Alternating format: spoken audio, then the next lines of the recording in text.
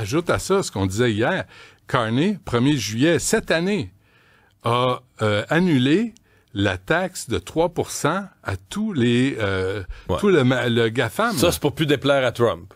Ça a un rien petit donné. cadeau aux amis de Trump. Le petit coup dans l'air, là, ça n'a rien donné. Trump n'a pas plus de bonne Quel humeur. incompétent, quel incapable, Mark Carney. Et là, il pensait avoir quoi en retour de Donald Trump? Il n'y a rien. Et je vous remercie de ne pas relayer ça. C'est honteux. Le salaire mensuel de la députée et présidente de l'Assemblée nationale, Yael Braun-Pivet, a enfin été dévoilé au public et préparez-vous, vous allez être choqués. La présidente de l'Assemblée nationale perçoit environ 15 300 € bruts par mois en tant que députée. Mais ce n'est que le début. Comme tous les députés, elle bénéficie également de nombreux avantages. Une mutuelle santé complète, 323,75 € par mois pour la garde d'un enfant de moins de 3 ans. Une avance de frais de mandat de 6 353 € par mois, 11 118 € par mois pour rémunérer jusqu'à 5 collaborateurs. La prise en charge des déplacements. Train en première classe, taxi, VTC et un quota de billets d'avion. Et en tant que présidente, elle dispose aussi d'une résidence officielle, l'hôtel de Lassay, juste à côté du Palais Bourbon. Une rémunération et des avantages qui font réfléchir. Est-ce justifié ou excessif selon vous? Votre avis compte, mets-le en commentaire. Parler contre le fait que les médias ne parlaient pas vraiment de tous ces lieux de culte qui étaient vandalisés, et ces lieux catholiques en particulier. Oui, mais il y a une épidémie d'églises qui brûlent en France. Pourtant, il y a des siècles, parfois des dizaines d'années qu'elles sont là, et tout d'un coup, ça brûle, ça brûle. Il y a des actes antichrétiens. Regardez que depuis le janvier, on dénote 401 actes antichrétiens. Je crois que les chrétiens sont la religion la plus stigmatisée en France et aussi dans le monde. Vous savez, de nos jours, il y a 300 millions de chrétiens dans le monde qui sont dans la peine et qui sont tout le temps ou assassinés, ou brûlés, ou tués. Et pas seulement en France, regardez, au Nigeria, quoi. Il y a presque 20 000 gens qui ont été tués. Mais pourquoi on n'en parle pas, d'après vous? On n'en parle pas, mais ça ne les intéresse pas. Et il y a d'autres conflits qui les intéressent. Le chancelier allemand Friedrich Merz, que vous voyez derrière moi, vient d'annoncer que l'État allemand allait devoir faire des économies, et notamment des économies sur le système social allemand, qui coûtait trop cher et qui ne pouvait pas être conservé. Mais d'un autre côté, le lendemain de cette déclaration, on a appris que l'Allemagne s'apprêtait à envoyer encore 9 milliards d'euros par an à l'Ukraine. Donc, visiblement, en Allemagne, comme en France, comme en Angleterre, eh bien, on privilégie la guerre contre la Russie au bien-être de sa population. Ça, c'est le genre de sujet dont nous allons parler vendredi prochain dans Ici Moscou. Les Français parlent au français, les francophones parlent aux francophones. Est-ce qu'un accord de paix est proche et s'il n'advient pas, qu'est-ce qui va se passer sur le terrain? Malheureusement, je pense qu'on n'est pas proche d'un accord de paix pour différentes raisons. D'abord, la guerre est un business qui rapporte beaucoup à certaines personnes, dont M. Zelensky. Ces personnes ont donc intérêt à ce que le conflit se poursuive. La deuxième raison, et elle a d'ailleurs été confirmée hier par les propos d'un néo-nazi ukrainien, M. Sternenko, qui a dit que si Zelensky signait la moindre concession territoriale à la Russie, il était un homme mort. Qui est ce monsieur? C'est un néo-nazi ukrainien du secteur droit. Donc secteur droit, qui est un des groupes néo-nazis majeurs avec Azov, Haïdar, etc. Qui a d'ailleurs ses propres unités au sein des forces armées ukrainiennes. Et donc il a dit clairement, si Zelensky signe une concession territoriale, il sera un cadavre. Voilà, donc je veux dire, c'est plus clair que ça, c'est pas possible. Ça veut dire quoi? Ça veut dire que quand vous parlez d'une concession territoriale, ce serait par exemple reconnaître que les territoires pris par la Russie vont rester russes. C'est juste ça. Voilà.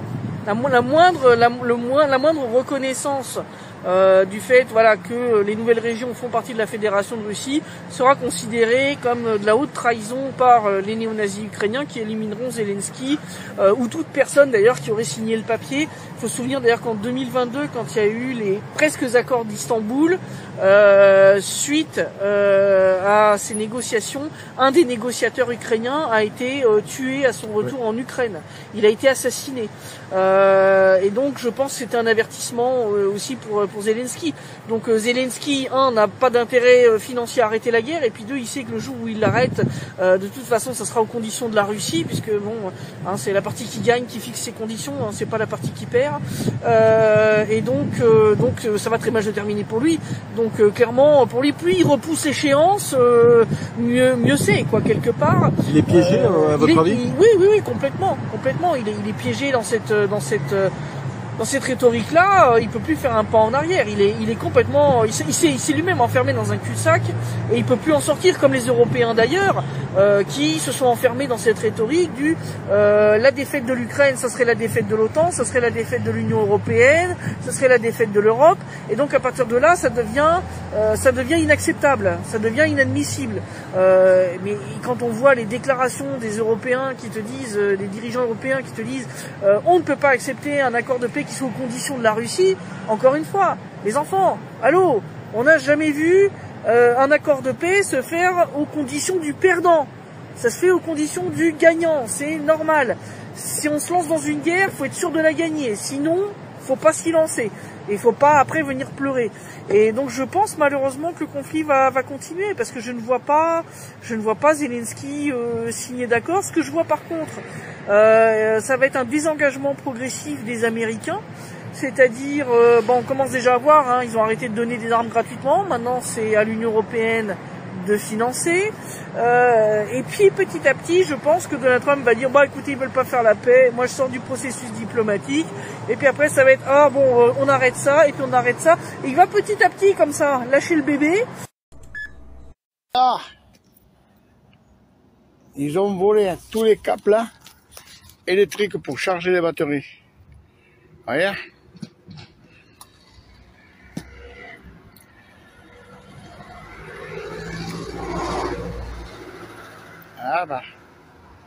Ça me perd. L'Ukraine n'a pas vocation à rentrer dans l'Union européenne et dans l'OTAN. Les intérêts des Américains et des Russes, c'est pas les intérêts de l'Europe et de la Russie. Nous ne voulons pas de la résurgence d'une guerre froide entre l'Europe et la Russie. L'Ukraine a 42 millions d'habitants, il y a un tiers de russophones. Ce n'est pas anecdotique. L'Ukraine est un pont entre la Russie et l'Europe. Il faut certainement trouver les moyens d'une force d'interposition pour protéger les russophones d'Ukraine. Tant que la situation ne s'est pas calmée, l'Ukraine doit garder sa vocation de pont entre l'Europe et la Russie. What we're talking about tonight is Ottawa over... Do you want to hear the answer? Ottawa overtaxing us. I mentioned that at the beginning of the evening. That our program costs are 70% of all tax dollars. We only collect 40%. Ottawa collects 60%, and then they use political means to transfer it. Alberta, year after year, has $20 to $25 billion that is siphoned out of our system to go to Ottawa so that it can be spent mostly in Quebec, but also in other places that vote Liberal. We have been watching this for years. $600 billion in the last 40 or 50 years that have been taken out of this province. You don't think we might be able to do a little bit more on social spending if those $20 to $25 billion stayed here? You don't think we'd be able to cut taxes a bit if those $20 to $25 billion stayed here? It is $5,000 per Albertan that every single year gets transferred out of this province for political reasons so that the Liberals can continue to spend it in places that vote Liberal. That is what is happening in the province and in the country. Thank you. The one final note I will make is that if you think about the benefits of digital money, there are huge potential gains. It's not just about digital forms of physical currency. You can have programmability, units of central bank currency with expiry dates. you could have, as I argue in my book, a potentially better and some people might see it, or a darker world where the government decides that units of central bank money can be used to purchase some things, but not other things that it deems less desirable, like, say, ammunition or drugs or pornography or something of the sort. And that is very powerful in terms of the use of a CBDC.